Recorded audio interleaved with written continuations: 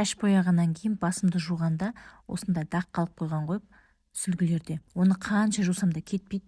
Жақында интернеттен, тиктоктан ба, инстаграмнан ба осындай бір тәсілді көріп қалдым. Сол бойынша жуып көрейін деп ойладым. Мына екі сүлгімді бастағаныма көп болған жоқ. Лақтыруға қимадым. Сосын жуып алайын деп ойладым.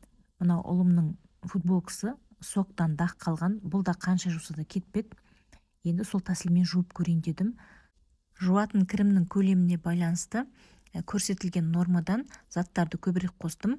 6 ас қасық кір жуатын ұнтақ, 4 ас қасық ас содасы және де 3 ас қасық сұйымай қостым. Батып тұратындай қайнаған су қостым. 4-5 сағаттан кейін қарасам, дағы әлі кетпеген сияқты. Сосын газға бір қайнатып алдым. Бір түнге қойып, келесі күні кір жуатын машинада жуып алдым.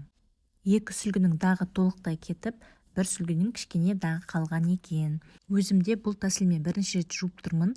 Егер де сізде басқа бұдан да жақсы тәсіл болатын болса, маған астына жаза кетіңіз. Бұдан бұрын бір рет марган соқпен жуып көргем, бірақ бұл тәсіл бояуы шығып кеткен киімдерге ғана жақсы көмектеседі екен. Ұлымның футболкасының дағы бұрынғыдай бадырайып көрініп тұрмаса да, әлі де ісі қалыпты.